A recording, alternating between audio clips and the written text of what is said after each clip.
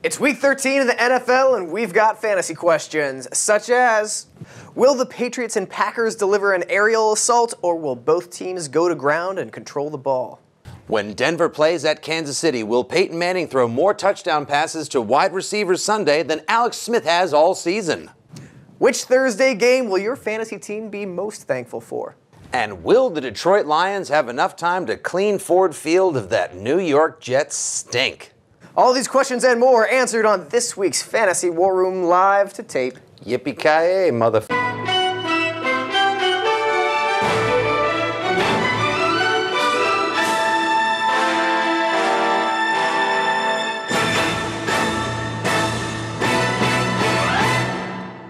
Talk to me about Thanksgiving. Oh. So I know this. You've been mentioning Thanksgiving. I think for the last two shows. We're finally. It's right around the corner. I know you're going to the in-laws. Mm-hmm. What is the Thanksgiving dish that, if you could just push away all your family and friends and say no, this is mine, at the cost of space in your stomach that I would just want to load up on this. Mm-hmm. Give me all this. What's that dish for you? Cornbread stuffing with sausage. Okay, that sounds pretty good. My Uncle Mike, sadly, I will not be going. I love you, honey. Yeah, like she's watching this. LOL. Well, as fun as it is to go to the in-laws, the dish I look forward to at the in-laws the most is my next martini. But I'm married to the Von Trapps. Nobody cares. My Uncle Mike up in Boston, he makes this cornbread stuffing, and he overcooks everything. But with the cornbread stuffing, because it's just so ooey gooey, and he makes it from like a package of cornbread stuffing mix, and then he buys like corn muffins and then chops them up and lets them stale. So they're all just full of butter and oil, and then they cook with the sausage. And he always lets everything overcook by like 5 minutes. So then you get this crispy layer of like sunken butter, salt, and sausage grease on the bottom. So as you get into the stuffing, there's a little crispy layer at the bottom that is just... Gets it done for you. Oh, yeah. It's so good. I'm going to try and imitate it this year for the in-laws. I got permission to make a side this year. Oh, wow, that's so nice. That's all I had to do was ask if it was okay. I could get permission. How about you? This was the same. By the way, this was the same question I was going to ask you in case we had different questions to open the show. What side dish do you look forward to most? And why don't we make it all year long? Well, for me, it is all year long. It's bourbon. Duh. But I am actually a mashed potatoes man, and people are just like, well, it's just mashed potatoes. Now, the way most mashed potatoes are very good, but I'm particular to my mother's.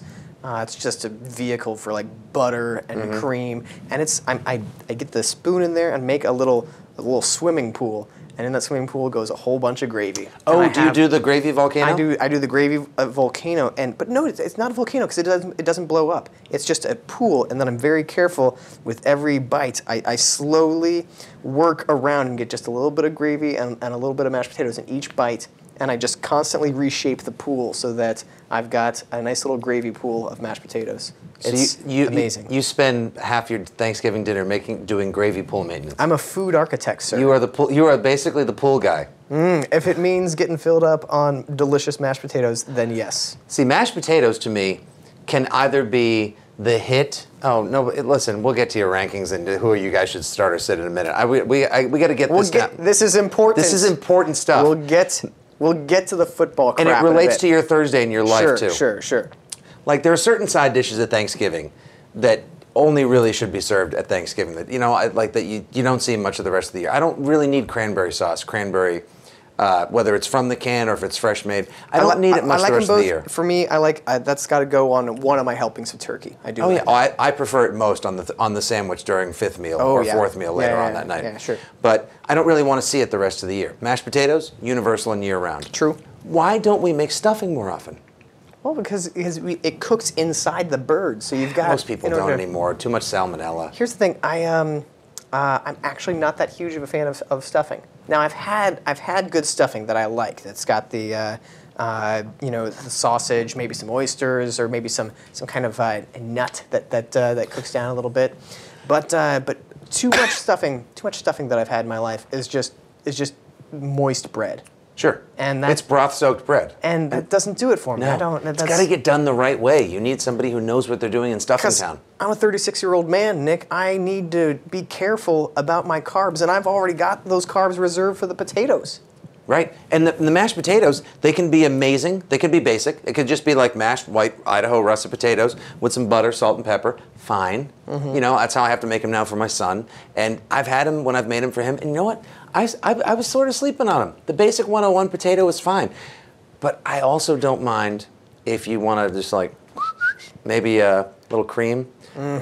Maybe if you want, you know what's great? Drop a little goat cheese in there. Ooh. Drop some goat cheese I've in there. had that. Yeah, that's I've good. done cream cheese, do sour cream. Yeah.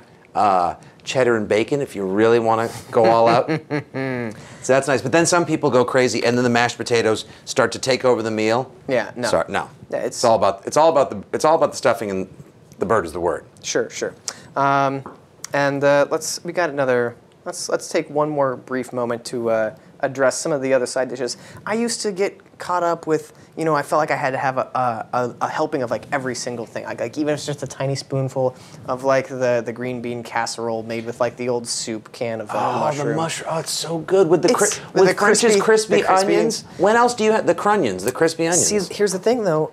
In my later years, I've come like I'm just not gonna waste space on my plate for that. Instead of having just this mass of like 13 side dishes getting in the way of my turkey and getting into my mashed potato swimming pool, I'm just like, you know what? No, I'm not gonna do it. I'm like we also have like these other like weird little side fruit salads that I just don't care for. Whoever walks into if somebody walks into my house and they bring fruit salad or ambrosia, they'll probably couch this going ambrosia. Yeah. Get out! Don't you dare! Take this Jell-O crap and take it right back to the 1950s, sir. Yeah. That's an insult to Thanksgiving kind, first of all. Yeah. I don't mind having a little bit of everything on my plate. I enjoy the full potpourri, eating the entire spectrum. Do you know this? How many calories do you take in on Thanksgiving Day? How many calories does the average American take in on I Thanksgiving? really don't want to know, but I think you're going to tell me. I am. 4,500. More than twice the average adult American male's recommended intake of calories. And to that I say, quitters. 4,500 is what by kickoff, by the second half of Detroit-Chicago, I'm at 4,500 calories. Well, you actually mentioned football, and you also mentioned second half. Let's get into the second half of our show. I think we spent the first half hour talking about Thanksgiving. But stay tuned for Pie Talk with Matt and Nick. Oh, I got so many pie thoughts. Let's get into things with our quarterback rankings this week. Week 13, we of course have 3 Thanksgiving Day games with 2 of the top 5 quarterbacks playing on Thursday. That would be number 3 Aaron Rodgers and number 4 Tom Brady playing each other on Sunday. That's a Sunday game, right? That's a Sunday game. I got so excited that I just figured it was like a Thanksgiving. Well, because you've got Thanksgiving on the brain. It's completely understandable. That's the Sunday game. Number 1 overall is Andrew Luck versus Washington. Sure, yeah. Even when you've got Rodgers versus Brady, and you expect it to be a shootout at the Green Bay Corral, the cheese curd corral. Luck. I mean, how do you get a better draw than Washington? Washington is done. Yeah. And they're just lifeless. They're just a nice, beautiful thing that you can at least like the Jaguars will actually show up and like their defense will make it a bad day for you. Like the defense is going to hit the quarterback. The Jaguars, you're going to walk all over them, but they also might do a little bit of damage to you. The Redskins are just going to lie down. The Redskins, nobody will the front door's broken in.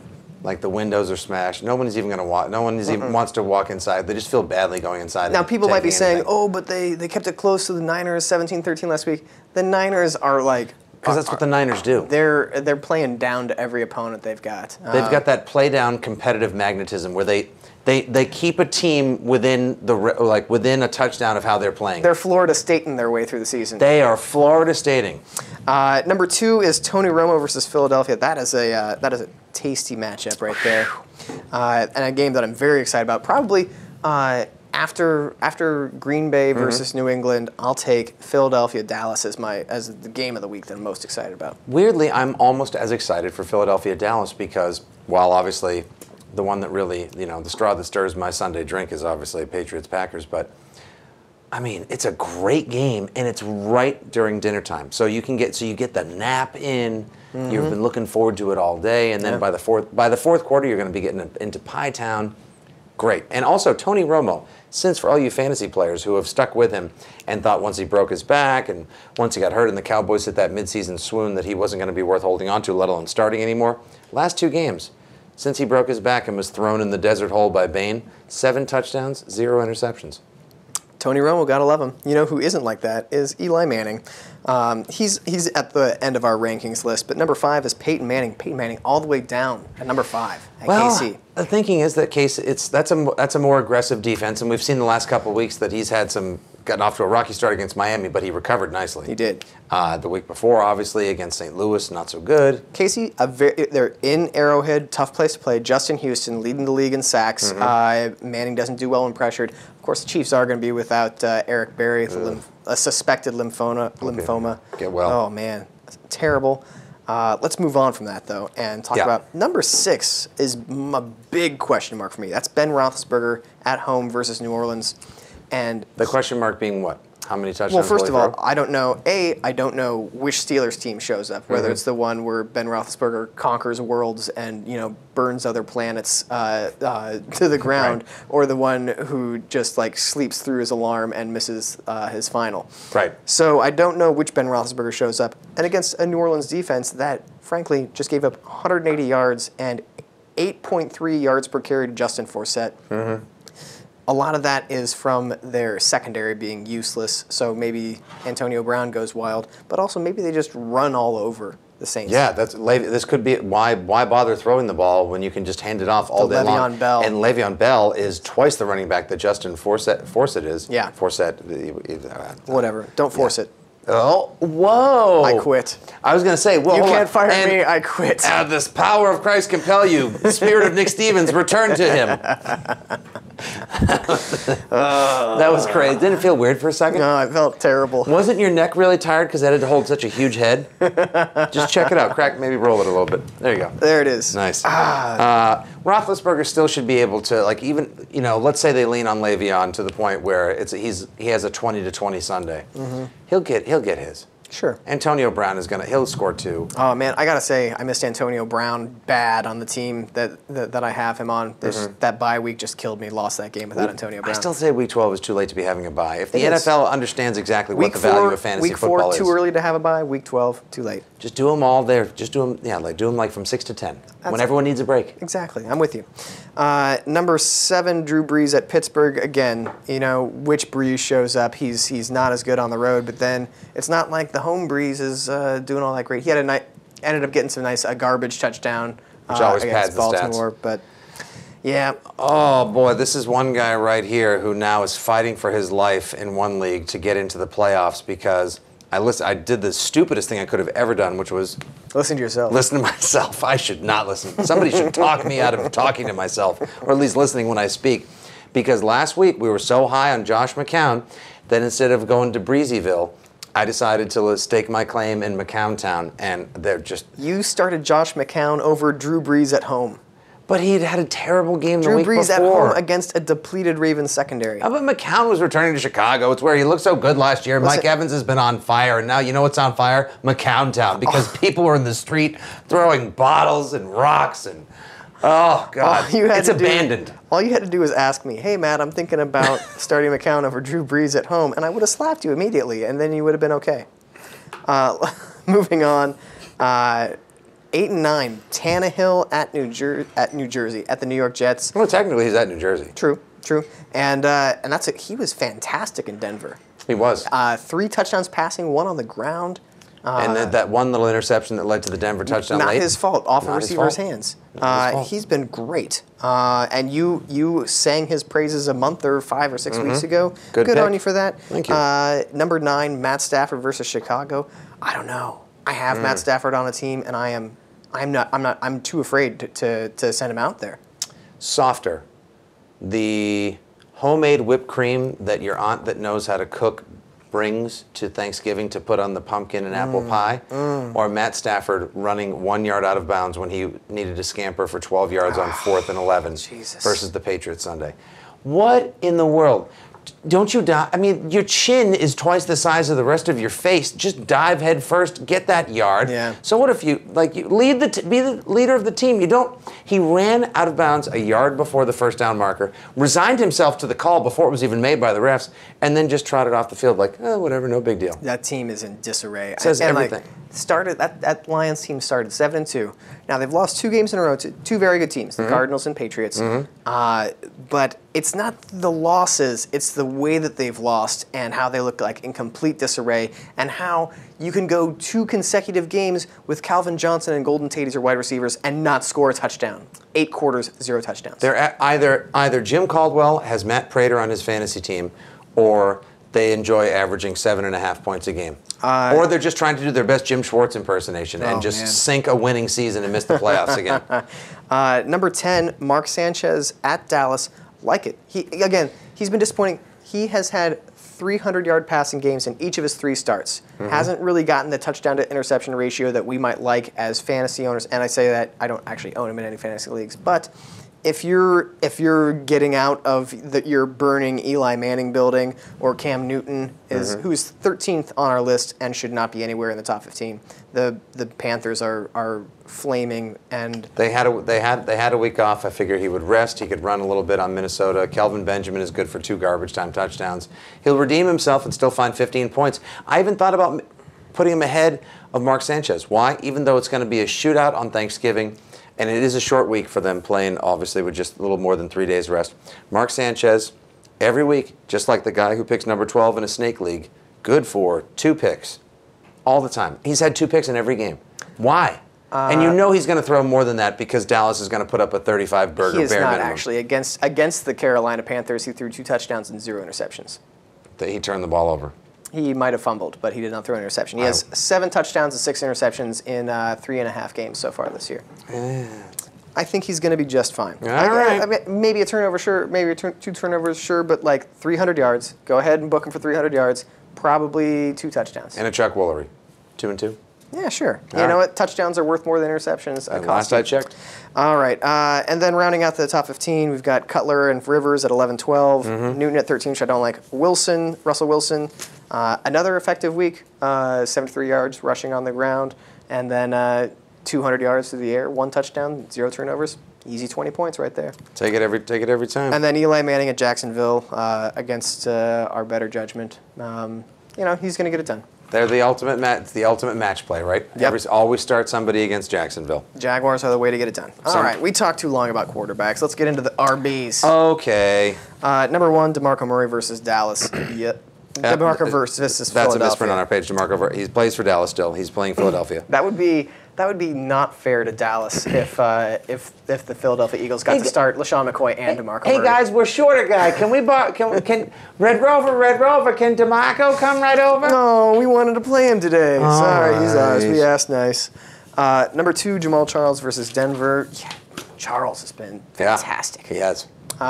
He tore it up against Seattle, and I know they were coming off a big injury up the middle, but he's getting it done every week now. Every which way. And last year he had the 19 touchdowns, 7 TD receptions through the air. So much of his fantasy value was based on him in the receiving game. And he's still a fantastic receiver, but this year he's just getting it done on the ground. Just looks fantastic, just running the ball. And it's great. Love it. Yeah. Love it. As a Jamal Charles owner in like 3 leagues, I love it. Le'Veon Bell, we already talked about a little bit. A fantastic matchup against New Orleans, who, by the way, as I watched Monday Night Football against the Ravens, every time Justin Forsett just burst through the front 7 like it was no big deal, just managed to elude tackles, and then sure enough, every time a safety would come running up with a terrible angle, like watching the TV, it wasn't Forsett juking anybody, it was the safety running at him in a completely wrong direction. And for that reason, I'm pretty high on Le'Veon Bell this week. New Orleans couldn't stop a car using the brakes. They're the worst. This defense, it's a terrible defense. But it just makes perfect sense though in the 2014 AFC South. Yeah. Which is literally just a cart with dead people. Except one of them's going to be alive, and they're going to crawl off the pile of bodies at the end of the season and claim a home playoff game. I have been burned like the picking the Saints on Monday night against the Ravens because I was like, no way they lose 3 in a row in the Superdome. And Drew Brees against a depleted Ravens secondary. Surely they'll be okay for this win. I've just realized I'm just off the NFC South in every which way. I'm not picking them to win. I'm not picking them to cover. I'm not going with any NFC South players if I can avoid it. Just the entire thing, throw it into the burning dumpster fire with all the other medical waste. It's just an absolute disaster. It's unthinkable that they've already got enough that all these teams are going to have enough losses during Week 13 to make sure that the best record that could possibly come out of the NFC South, is a 500 record. Yeah. It's disgusting. Yeah. Drinking a 12-pack of beer and then shooting a bottle rocket out of your hand is a better idea than picking the Saints. And especially as a fan of a team in the NFC, where like 10-6 is not going to get you into the playoffs in the NFC. You're going to have to go 11-5 to get into the playoffs. And somebody down here is the Saints did get there 7-9. Yeah. Yeah. Yeah, the Saints did pick up someone's wallet in the bar, and it had a 20 in it and said, "Please take me." So come on. Anyway, it happens. Let's go ahead and continue on. Eddie Lacy versus New England. Bold. I think they're going to have to lean on him this week. I think they really will, because the Patriots have done a great job of not shutting down entirely, but limiting the production of top-flight receivers last week. Golden Tate and Calvin Johnson. Granted, again, we talked about the Lions' offense being in disarray, but they didn't do a whole hell of a lot. No.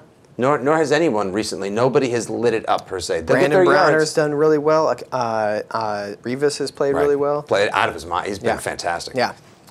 So Eddie Lacy coming off that huge week. We talked last week about when will Eddie Lacy have the signature lean on me, easy Eddie Sunday. 2 touchdowns, 25 carries, 125 yards.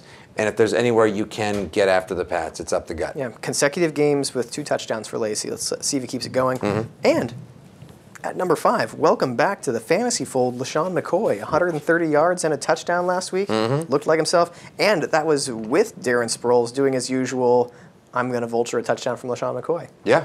130 yards on the ground, got a little touch action there. Yeah. Looked like something just looked right again. He had, you know what it was? He got into the open field, juked a guy in the open field, and you're like, oh, that's right, Shady has moves. Yeah. And you're like, that's what I want to see out of LaShawn McCoy. It's really hard to get on your surfboard when you're deciding to swim out in the ocean as the wave is breaking on you. And that's exactly what the Philadelphia offensive line was doing for the first several weeks. True. Now, as they're healthifying, if you will, it's a word. Yeah, it is. It is. Well, look, it's in the fantasy dictionary. As they're healthifying,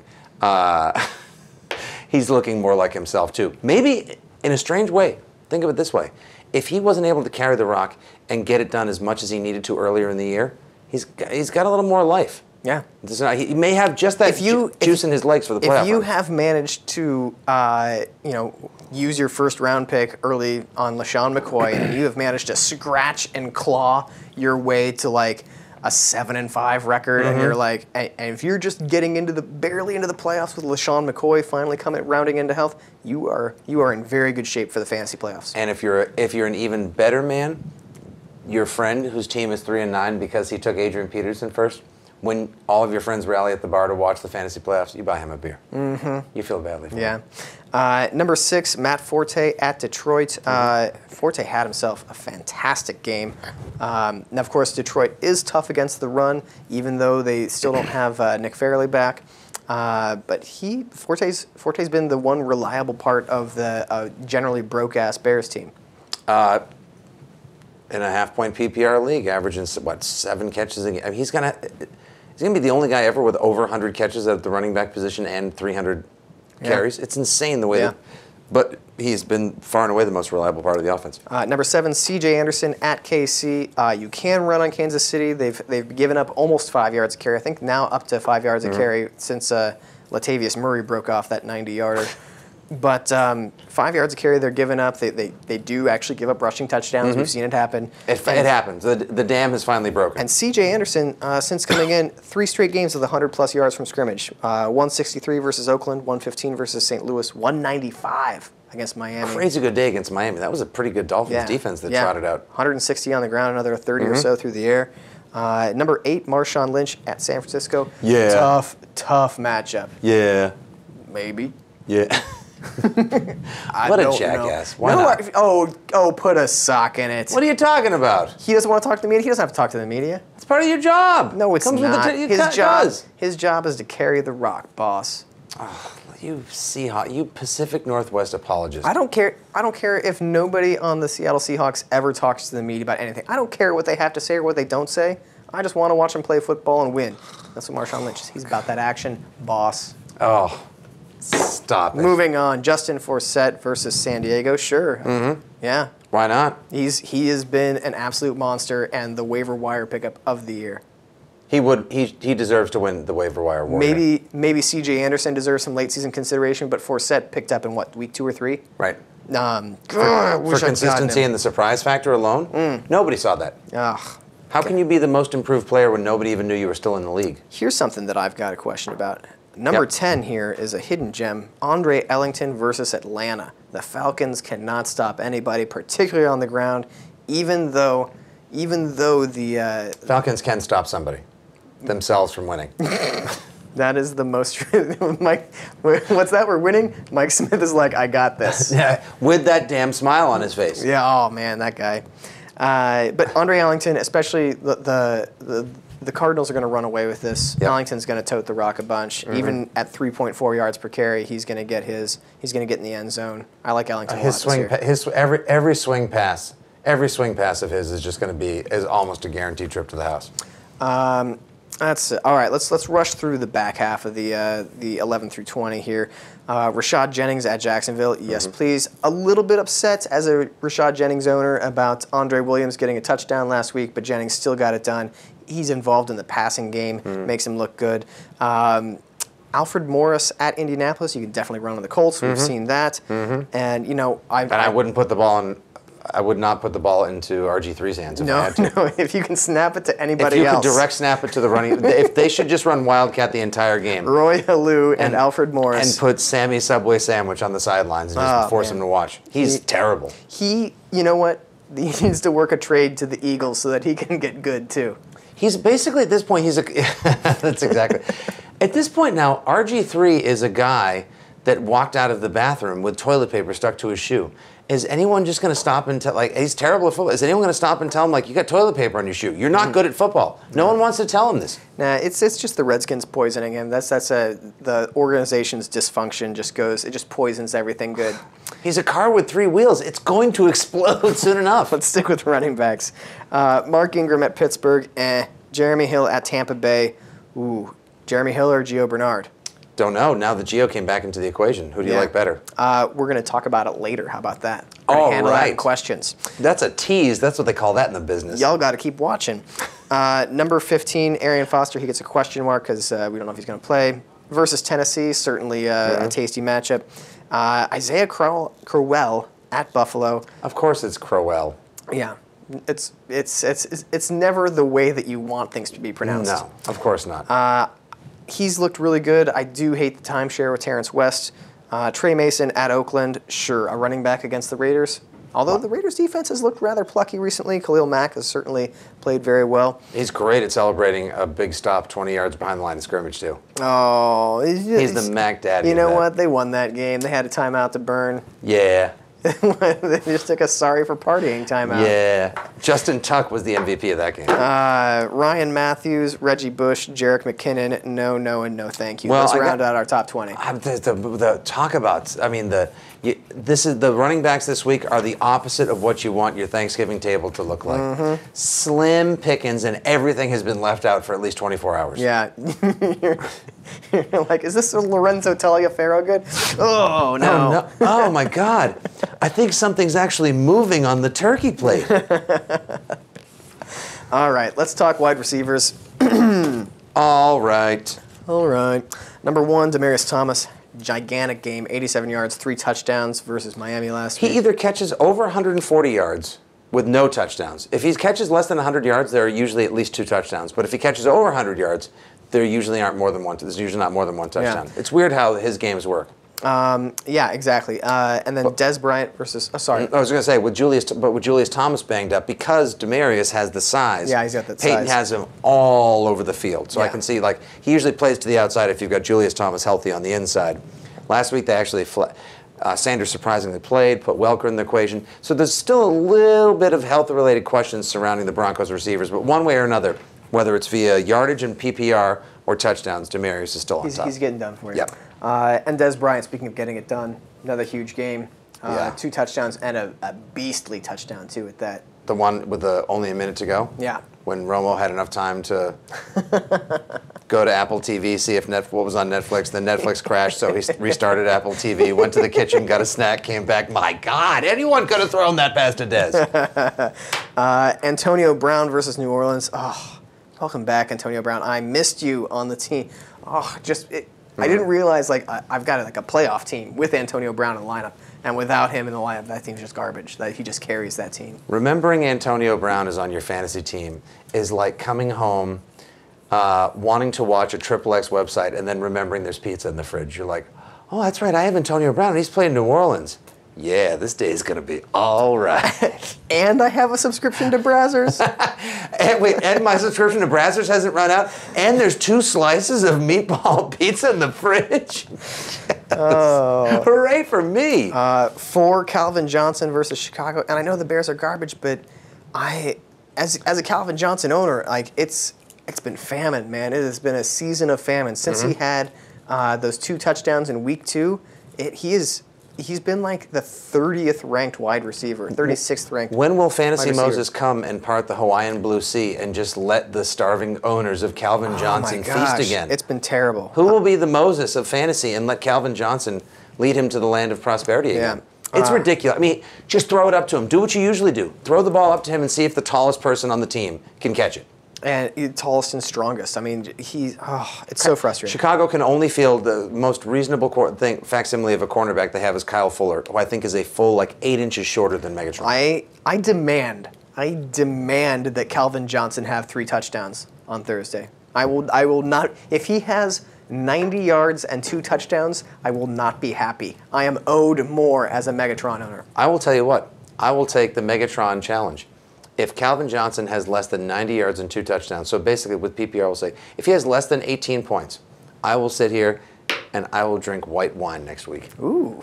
Well, that's a little bit of a sacrifice, but also, not so bad. That's a bad deal. Well, because if he has 16 points, it's that's still a pretty good day. Yeah. All right, I like that. That's the Megatron challenge. There you go. I'll drink white wine. Just what you thought it was going to be, right? Way to really lay it out there. AJ Green is number 5. He's at Tampa Bay. Yeah. Sure. He is the AJ Green we've known and loved in seasons past. He's getting it done. And number 6, Josh Gordon at Buffalo. So he's a miracle. He'll save every one of us. 8 catches, 120 yards on 16 targets. Whew. Can you imagine if Brian Hoyer wasn't his quarterback? If he actually had a really good one in there? I mean, not that NFL coaches are ever straight with the media because you want to keep your game plans under wraps, but active misdirection. Mike Pettin said that Gordon would play 20 to 30 snaps for the game. Mm-hmm. He played 51. Yeah, well, they needed him. Oh, absolutely. He's fine. Yeah. We want to make sure he's in football. What does football shape mean? Yeah. Is he still tall? Does he still have good hands? Is he still faster than everyone on the field? Yes. Go play. Yeah. T.Y. Hilton is number 7 on the list. He's got a nice matchup against Washington. Rooting for T.Y. Mm-hmm. Man, ever since... Big fan now. Yeah. Ever since you joined Club Dad, the new Father League. Huge fan. Big fan. Staying up... Now, I don't know about you, with the whole, staying up the night before as wife gives birth, just tired, got no gas in the tank, you're exhilarated, and then, oh, by the way, you got to go play a football game on national television, and you break away a 73-yard touchdown the day your daughter's born? The only thing I was capable of doing was filling out the birth certificate and then falling asleep at 5 in the morning. Yeah. This guy played a football game. And well. 123 yards and a touchdown, 140 yards and a touchdown. Somebody should call him and tell him that his daughter was just born before every game. Yeah. But my wife's not pregnant. I said your daughter was born. All the way down at number 8, Jordy Nelson. I see some Revis effect there. I could see some significant Revis effect. Although if Revis gets Cobb, you could see Browner. See, Browner is someone who I would probably trust. We've talked about this the last couple of weeks, and I was right.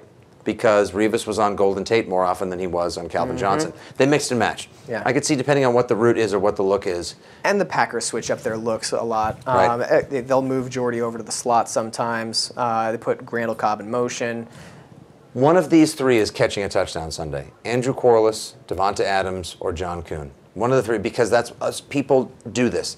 They go to like third, fourth, and fifth options because it's just too much of a hassle. The Patriots can cover your 1 and 2 to an almost lockdown capacity. I will say 3 maybe.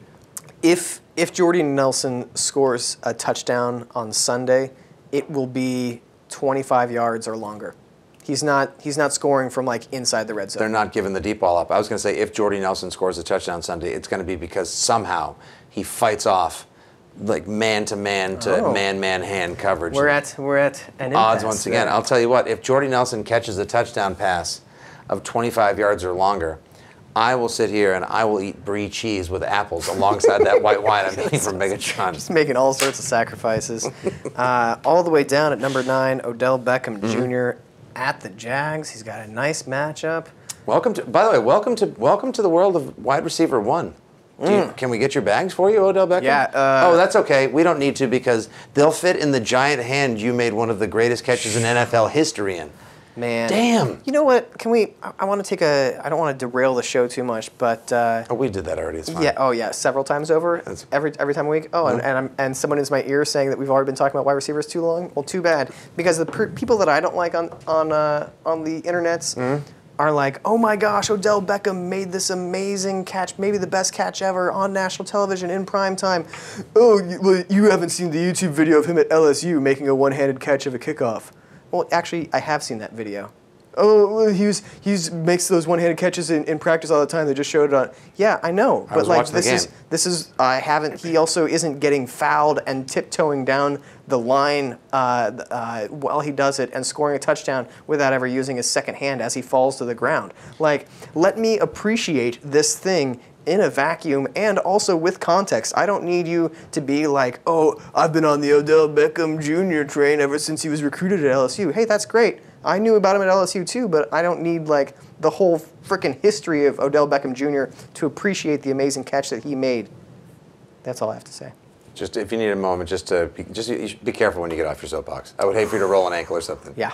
I couldn't agree more with everything you said. And to that, I would just add, my favorite part of the internet is when everybody reacts to something in the now and with the immediacy of, that's the best anything I've ever seen. The hyperbole that people share because they can, thanks to social media, blows my mind. Greatest catch ever. Watch this. This is the greatest catch I've ever seen. I need to tell you that this is the best anything I've ever seen. That's not even the best catch in New York Giants history because my emotions were on the receiving end of the other one, which still keeps me up at night. It does. And context. Where's the context? It's a friggin' game against the Cowboys. Well, I will say, the Tyree catch is still the better one, I guess.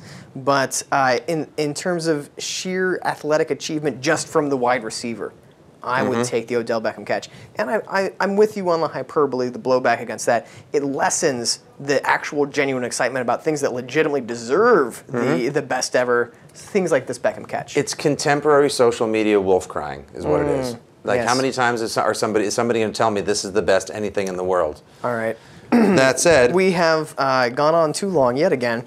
Let me just scroll through the back half of, we got number 10 is Emmanuel Sanders at KC, who, by the way, amazing that Sanders has been as good as he's been in fantasy this year, despite Demaryius Thomas being the clear number 1. How about also despite having his bell rung like he was And by bell rung, you mean having permanent brain damage that will cripple him later in life. By being absolutely destroyed against St. Louis. Yeah. Coming back the next week and going 9 for 125 against, now I'll tell you, I think his day was kind of partially enabled by the fact that Cortland Finnegan pulled up lame and couldn't play last week. But 9 for $125. It's not like anybody else has been able to stop Emmanuel Sanders anyway. It's really just a hell of a year. All right, 11 through 20, Randall Cobb versus New England, yes. Jeremy Maclin at Dallas, yes, please. Alshon Jeffrey at Detroit, I guess. Mike Evans versus Cincinnati, tough matchup. And we have questions about McCown again.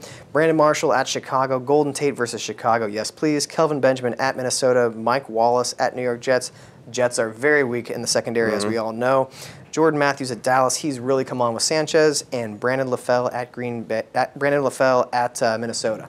Brandon LaFell at Green Bay. At Green Bay, sorry. Yep. I was thinking he was a Carolina Panther for some reason. Kelvin Benjamin, still the king of the garbage time touchdown. Mike Wallace against the Jets. Look what they made Robert Woods look like on Monday night in that fake grass stink fest. Jordan Matthews catching it, pointing up to at least like 10 fantasy points a game for the last 4 weeks, I believe. And Brandon LaFell, he's now sort of becoming the big favorite target. He's when Huge Rob catches. Gronkowski is still the one, but Brandon LaFell is like 1A. Yeah. He's Never would have legit. thought that he would have been. Julian Edelman, sorry, pal. But Edelman went for 8 and 89, and he had a 74-yard punt return for a touchdown that was called back just because of some little chippity doodah on the back. Chippity doodah. That's a chippity chippity A. All right. We got to move on. I want to talk about other wide receivers, but we do not have the time for that, unfortunately. I know. Stick around for the post show. Yeah. That doesn't exist yet. It will soon. We'll work enough. on it. Oh, we have Twitter for that. All right. Nick, it's time for tight ends. Ooh. Number 1, Gronk at Green Bay. 2, Julius Thomas. Looks like he's going to be back on that mending ankle at KC. 3, Jimmy Graham at Pittsburgh. 2 touchdowns, including the garbage timer versus Baltimore last week. Those are the big 3 right there. Greg Olsen returns from a bye. He plays at Minnesota. Sure. I mean, in a slightly bleak, not entirely dystopian landscape, it's Greg Olsen, Jimmy Graham, Thomas Gronk, and then who? And then maybe whichever Kind of everybody else. Maybe whichever jackass happens to score a touchdown. Maybe you're Delaney Walker, like he had 140 yards, 150 yards last week. Antonio Gates has had himself a couple games this year. He's played very well. Certainly. Not so much recently, though. Well, the entire Chargers team is in. I do not understand the malaise that they're stuck in. It's bordering on quagmire, and that's upsetting. It is. Who's the Chargers coach again? Mike McCoy? Oh, right. I can't believe I forgot that. Yeah. Jason Witten is number 5. He's versus Philly. Okay, sure. Delaney Walker at Houston. It's Thanksgiving. Jason Witten always shows up for Thanksgiving. Yeah. He always wins one of those like iron drumsticks, or he wins like the Madden gizzard. The turkey that they've stapled 6 extra legs onto. That's the best. What farm? That's the real question here. It's not who should be the 9th ranked tight end. It's where do they raise these 8-legged turkeys? I don't think that they're synthesized. I don't think that they're staged for TV. There is a farm that they're not telling us about, and they grow TV award-winning football player post-game turkeys there. Man, I had no idea. They have to. It's I want to see an 8-winged turkey. The island of Dr. Moreau, like John Madden is presiding over it. And he wears like a small person with a bucket on his head. It's the island of Dr. Madden, and it's 8-legged turkeys on it.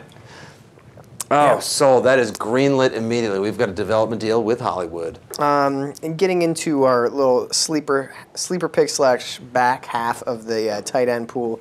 Ooh, the back half. Hey. The back half of tight ends. Hey. That's the main part. Marty B at Detroit, and he's been in free fall recently. And suffering due to Cutler Alshon syndrome. Jeffrey and Well, just also like earlier in the year when the Chicago Bear offense was humming, he was doing just fine. But now it's Forte and good luck everybody else. Yeah. Number 9, Travis Kelce, who, the guy that you want to actually produce every week, never does. Maybe like 60 yards if you're lucky. I'm just refilling my drink. Don't pay attention to me. Not doing anything over here. No big deal. Number 10, Larry Donnell, hasn't scored a touchdown in a while. Mad at him for that. But against the Jaguars, hey, any matchup's fine. If there's any week that he's possibly going to score a touchdown and look like the Larry Donnell of old again. Basically, this entire rankings has been like top 3, thumbs up. Everybody else, meh. They're there. That's all I can muster every single week for every tight end except for the big 3. I feel like looking at tight ends now is sort of like when you're in grade school and it's Pizza Friday and they don't make quite enough, and then they're like, hey, but we also have turkey with mashed potatoes and mac and cheese, and you're just like, Or they're what's like, the use? sure Pizza's gone. we've got pizza, and it's like the broccoli, the broccoli pizza. Yeah, totally. Just like showing up, like reaching in a bucket of fried chicken. It's like breasts. Who wants white meat? Do you like white or dark fried chicken? I like them both. Really? Yeah, I mean, I'll eat it. Here's the thing, for me, the fried chicken, I'm all about the skin.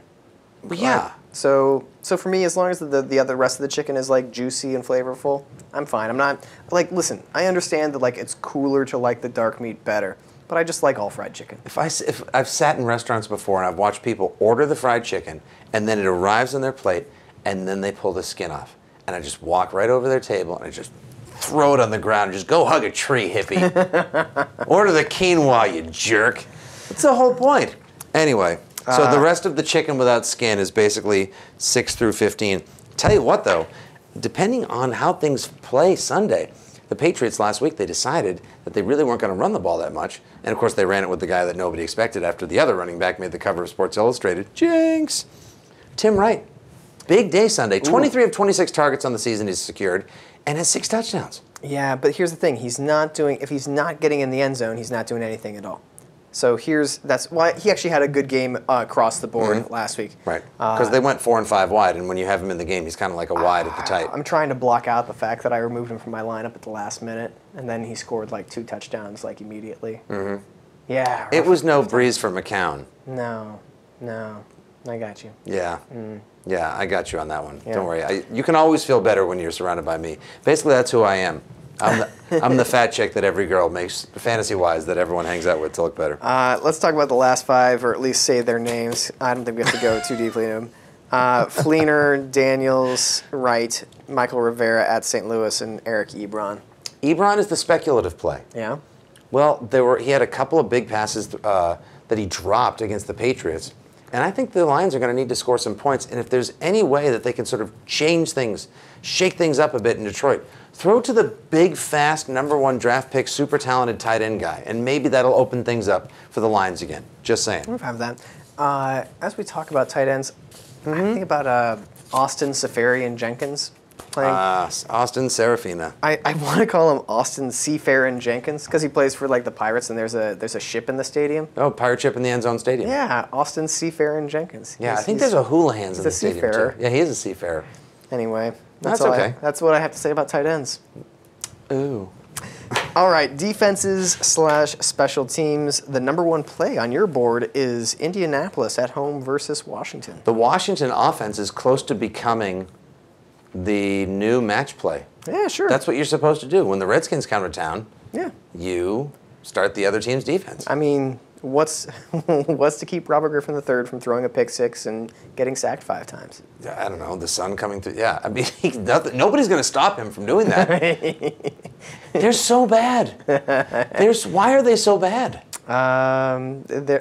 They are rotten to the very core. From Dan Snyder and his poisoned roots all the way through the dead, gnarled tree of the Washington football team. Yeah, but now it's like now it's showing up on people's lawns. Yeah. Now the neighborhood stinks. Mm-hmm. You know, like the sidewalk smells like when in New York, whenever those trees that have like the berries that fall that smell like... The ginkgo trees, yeah. Oh my God, those things smell terrible. Yeah. They smell like dorm room socks, if you know what I mean. I've got a friend that calls them a gross word / trees. Like that's oh yeah. I call them rhymes with fizzberries. Yes. Yeah. So that's what the Washington offense is. They're the ginkgo tree of the neighborhood. Exactly. They are the ginkgo tree of fantasy offenses. Yeah. Houston versus Tennessee is a fantastic play. Mm-hmm. The Titans have arguably the worst offense in the league. Again, Mettenberger had a good game last week, but in general, the Titans cannot put any offense together. And the Texans like to score touchdowns as a defense. Sure. This could be this could be J.J. Watt week. The Texans had a quiet week as a defense last week and still had 9 points because they scored a defensive touchdown. Yeah. That's all you need. It's a great play every single week. The only stat that counts at the end is that point total. Lions versus Chicago, and I'm not in love with the Lions this week. The key to the Lions getting done is them keeping teams to low scores. They don't get they do pretty well sacking the quarterback. Don't get a ton of interceptions. So I don't know. Could we see an emulation of the Patriots game plan as devised, as translated into Canadian by Mark Trestman? Maybe, sure. Yeah. Who's to stop them? Buffalo versus Cleveland, a team that seems happy to give the ball over. If Hoyer's throwing freely. God, what? Buffalo actually might be the play of the week. Maybe Buffalo should be the play of the week. Buffalo, looking good, trending upward, confidence builder, or rather, should I say, just like stumbling across a free pizza in the parking lot that is playing the Jets, and See, not even in your own house. My play of the week is the next team on the list, Miami at the Jets, a team that has, the Jets might be the matchup play of the week, especially with Geno Smith playing. He looked okay in the second half last week, whatever. Is Geno coming? We got Geno. I don't know if Fick's going to be healthy or if it's going to be Geno, but the real question here in this game, yes, Miami is a fantastic play, and I'm sure they're probably going to have at least 15 points as a defense, which is huge because that may help propel someone into the playoffs or knock someone else out, since this is the last week that counts before the playoffs in fantasy. Here's the real question: over or under 40,000 people at Jet Life Stadium Monday night? Half capacity? I'll say, oh man. I mean, Groupon is even like, nah, we're not carrying tickets. No. Why are we going to carry inventory? Yeah, that bet's off my board. Living Social Pass to Google Offers was like, no thanks. Arizona is at home versus Atlanta. That's not fair. Like if you've got the Cardinals defense, you're Get feasting. psyched. You get psyched. Pumped, jazzed. They are going to destroy the Falcons. St. Louis. And yet, here's the best part: Falcons will still be in first place. Yeah. The South, the NFC South, bastards. No wonder they love the SEC there. Yeah, because there's nothing else to watch. Oh man. I think Alabama could beat any of those teams. They can't. Yes, they can. They can. No, they could not. If Alabama were to beat Atlanta this Sunday, I would have a second glass of white wine. Just call into Feinbaum to make your feelings known.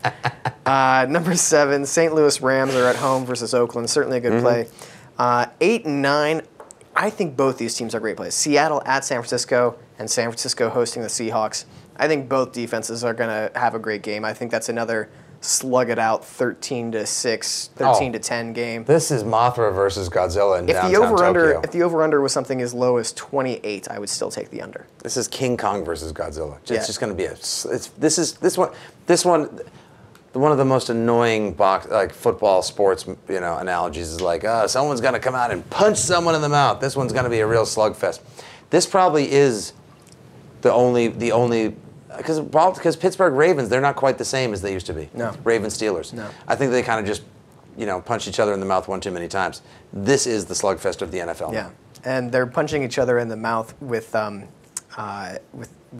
bricks. Yeah, yeah. This is basically like the equivalent of Home Alone 2, just bricks falling off a roof, landing in your face. If you're just playing matchups week to week with defenses, I like number 10 here, Minnesota hosting Carolina. The Panthers have been a turnstile of an offensive line. Cam Newton been under constant pressure. He's not as mobile this year. And the Vikings D-line has been getting after it. Everson Griffin's having himself a nice season.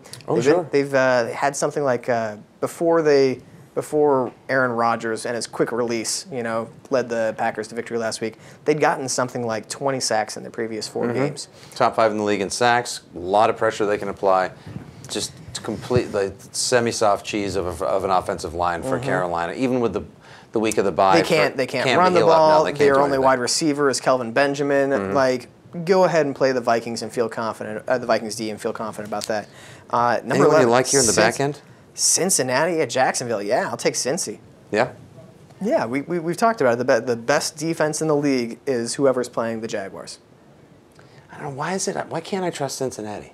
Because they're led by Andy Dalton and they're Cincinnati and they get shut out mysteriously at home. Would it surprise you if all of a sudden Sunday you're like, oh man, I had to do all those domestic things. I got to go check on the Cincinnati. I got to check the scores, and you see Cincinnati is like losing 17-13 in the early fourth quarter. I would not be remotely surprised. No, see, Cincinnati. But the defense would still probably have several sacks and interceptions of Blake Bortles because he's terrible. That's right. Yep. All right, let's wrap it up here with 12 is Cleveland at Buffalo. Sure. 13 Baltimore versus San Diego. Ravens D, not great, but certainly got after the quarterback against New Orleans. And they're home. Dallas and they're tough at home. Dallas versus Philadelphia. I would not want to play Dallas. And 15, you got the Patriots at Green Bay. 15 actually. Giants I originally had Giants at Jacksonville. That was a misprint by our stats and magician, as we call him. Giants just basically for the Giants. Okay. Well, listen. Because why not, right? We've gone on too long in almost every single position and category. So let's close the show with some questions, and we'll try to move things fairly quickly. All right. Start things off with our friend Southernmost Pen saying, "Is it insanity to drop Cutler for Mettenberger at this point?" And he says, #leaning that way. Yes. I think it's insanity too. Mettenberger is a rookie and a bad offense. Jay Cutler has Alshon Jeffrey and Brandon Marshall and Matt Forte. I think that's all we need to say about that. Indeed. This is from John, AK at DC_Union_Thug. How do we parse the J Hill Geo mess this week? And we teased this earlier. Here's how I would play it. And I've got both these running backs in one of my leagues, and thankfully started Jeremy Hill last week, who got the touchdown. I think if it's a PPR league, you start Geo. Otherwise, roll with Jeremy Hill. I would be leaning towards Hill. By the way, I should also note that there was an also misprint when we talked about defenses. Cincinnati's at Tampa Bay. Giants are obviously at Jacksonville. So that sort of queered our discussion momentarily. Still, Tampa Bay has a very soft running defense. And I could see both of them doing well. How do we make of this mess? It's like if you have Alshon Jeffrey and Brandon Marshall. It's like earlier in the year, before we knew that Mike Evans was the better of the two options, when you had Mike Evans and Vincent Jackson. Yeah. Or it was like Ladarius Green and Antonio Gates. One proved to be the better of the two. Right now, they're both pointing up. Yep. I would go Hill, but if you're, jeez, it is a tough call. Yeah. If you can start them both. You would start both? Here's the thing. Neither of them is Andy Dalton. And as we talked about earlier, it's a tough week for running backs, too. So maybe if you're a little bit thin, if you've got both. I'd ride them both, especially against Tampa. Fair enough. John Rowe says, who, if anyone, from the Chargers is worth starting anymore? Ryan Matthews had a 20-point week last week in ESPN scoring, had 108 yards and a touchdown. I'll take that. I'll take that, too. I'll buy that for $1. I would even say Keenan Allen has a shred of my trust now. 104 yards and a touchdown. Of course, 2 fumbles as well. Or 1 fumble. He turned the ball over as well. Keenan Allen is an icy driveway. Really. Like, you can get out of the car. Like, why don't we just park on the sidewalk? Let's just park on the sidewalk and walk across the lawn. I'll get snow in my shoes, but I'm not going to fall. Like, come on, it's fine. It's only like 6 steps. It's going to hurt when you fall. You're going to fall. All right. I'm happy to play him. I'm happy to play him. I'm not looking forward. Okay. I'm not like he's my maybe a flex option some weeks for me, but like he's saying who is worth starting. I'm saying he could be a flex option. You'll get in the house to the pizza and beer faster, but you also might have a bruised hip. You know what? Some of us have stronger, younger hips than others. Justin Boldaji says, how confident are you in Blunt besides him being in a Belichick system? He's on waivers and could really put me over the top. 100% depends on the rest of your team and what part of your bench you could spare. Exactly. Like I think that Blunt is a fine flex option if you're thin at flex. Or he might not be, though. Last week, that was probably all related to, and Belichick obviously only wants to make sure that he gets to play the Belichick game, and we're on to the next game, and I'm not going to tell you anything. It was all related to discipline. And he got Blunt just so he could have Jonas Gray backup duty. And use him as on occasion. Now, he was a good play against Detroit because that's a ferocious front, but once you get through it and you get to that second level, Blunt was able to have his way with him. Maybe Jonas Gray wouldn't have been the same, but he was late to practice and he got punished. He got his humble pie. I would temper my expectations for Blunt the rest of the way. Agreed on that tempering of expectations because Bill Belichick hates your fantasy team. Yes, he does. He says the same. Justin Boldaji says, I hope I'm saying it right, by the way. I think he was a Top Chef contestant. Alternatively, so is Latavius Murray from Oakland. He's also on waivers. I would pick up Latavius Murray before I'd go for LeGarrette Blunt. As would I, because I can see him snatching feature back duty. Agreed. Because, I mean, what are they going to do? Give it to Darren McFadden or MJD? No-go Drew is going nowhere fast. Pick up Latavius Murray, play him. McFadden's is a bar with an F in the window. Yeah. And do I drop Vernon Davis now or what? I say go ahead. How did you answer a question with a yo in it? Who says yo on Twitter? Justin Boldaji. Of course he does. And do I drop Vernon Davis now? I say drop him. He hasn't done anything since week 1. I would drop Vernon Davis. Right. I don't know who to tell you to pick up, but I would drop him. Alan Mark says, I have both Miami and Buffalo defense special teams. Thinking of dropping Buffalo for one with better rest of schedule for playoffs? New York Giants, Arizona, or Houston? No, play Buffalo. They've got a really good defense. And by the way, hold on to Miami, too. What? And also, but New York Giants, Arizona, and Houston are on waivers in your fantasy league? Yeah. What's wrong with everyone there? No, pick up Houston and Arizona. I'd pick up Houston before Arizona because Arizona still has to play Seattle again, and they're in the West. And But you can sack Russell Wilson 5 times in a game. Might not win the game, but you'll get a couple. They're not. The Seahawks aren't going to score wild. They don't sack people enough. I would go with Houston before I took Arizona. Oh yeah, I'm taking Houston before anybody. They've got But I like Miami. Aside from the game that they have against the Patriots, I like most of the rest of Miami's matchups. Starting with Monday against the Jetropolitans. Are you in a special league where nobody has been allowed to pick up defenses through waivers of the first 12 weeks? That makes no sense. Another question from John Rowe: which players' rankings for playoffs weeks 14 through 16 could be inflated most by an easy schedule? That question would have been easier if there was a yo in it. Basically, who's got a nice schedule? Here, I went through the trouble of looking it up. Weeks 14 through 16. Mm-hmm. Green Bay plays Atlanta, then at Buffalo, at Tampa Bay. Mm-hmm. Tennessee plays the Giants and Jets, and then is at Jacksonville. So, I don't know who you would want from Tennessee. Maybe Kendall Wright. Maybe Bishop Sankey if you're crazy. But playing the Giants, Jets, and at Jacksonville, certainly a nice playoff slate. And then Detroit has Tampa Bay, Minnesota, and Chicago. Tampa Bay, Minnesota, Chicago. So my first option was Green Bay? No, I'm just saying that these are the teams that have nice schedules. I'm answering the question. So I think Green Bay's got the nicest schedule. Oh, yeah. Atlanta, Buffalo, Tampa Bay? Yeah. Yeah. I think in that particular order. But that's by far the best schedule. All right. And then we got time for one more question. All right. This is from Message Deleted. The final question of the show. 2-part question. Andre Ellington or Golden Tate? And who should I trade DeAndre Hopkins for? I need a tight end.